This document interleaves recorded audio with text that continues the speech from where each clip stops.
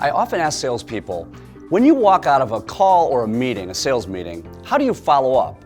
And I often get this reaction from salespeople. They sort of roll their eyes and they go, Craig, how do you think? We follow up, either that afternoon or the next morning with an email that outlines action steps, sends them any stuff we promised during the meeting. And my reaction to that is always positive, and I sort of say, that's great, that's what everybody else does.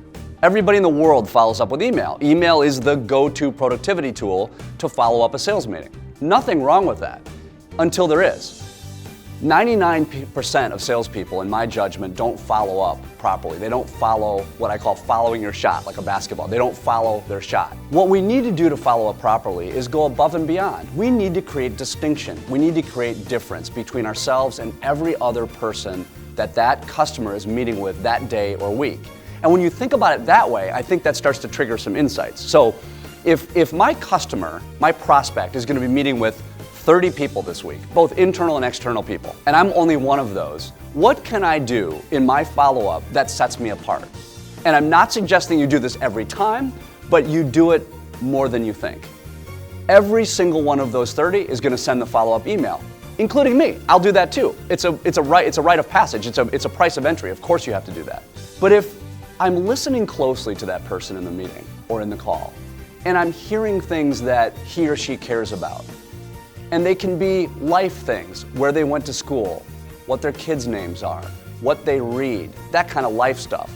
It can be business stuff, where they were at a recent conference, what conference is coming up, one of the books, the business books that they've meant to be reading and they have on their book list. If I'm listening closely and I hope taking notes, that allows me to do proper follow-up. Starting with the most important thing that we should be doing as salespeople just about every time, and that is walking out and not just writing the follow-up email, but writing a thank you note. I'm lucky, I get to go all over the place, and I am constantly in front of audiences, and I always ask 2 questions, and it's always stunning, the answers. I say, hey, question for you. How many handwritten thank you notes have you received in the last 30 days? And there's dead silence. And in a crowd of 500, there'll be 4 people that go, oh, I got one, or somebody that says 25 because I was just at a wedding, right? So something like that. And then I say, great, I got a tougher question for you, and they know it's coming. I get it halfway out of my mouth and they know it's coming. I say, great, in the last 30 days, how many thank you notes have you written and sent? Dead silence. We can't do this.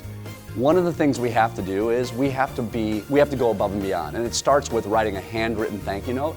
You can't believe the impact that has on people. In a digital world where everything is fast and everything's electronic, getting a physical thank you note in the mail. Yes, I know some of you watching this are thinking, oh my God, that's so old school. So what? Some old school things still work. And I can tell you that I personally and people I know have gotten calls from CEOs thanking me for the thank you note. Think about that. They're thanking me for a thank you note. And they always say the same thing. Nobody does that. And I prove that every time I speak to an audience because everybody goes, oh yeah, I haven't done that.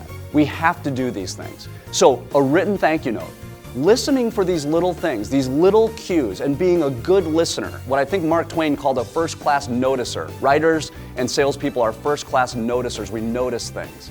If I notice a book that is on your book list that you've been attempting to read, why can't I send you that book?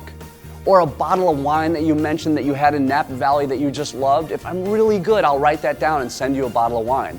And let's be clear, it doesn't always have to be something expensive or big. It doesn't have to be a case of wine. It can just be a thought.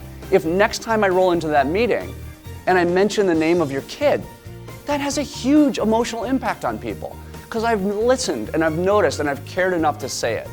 Again, as in every video we do and as everything we talk about, these things have to be authentic, but follow through can be so powerful, starting with the thank you note.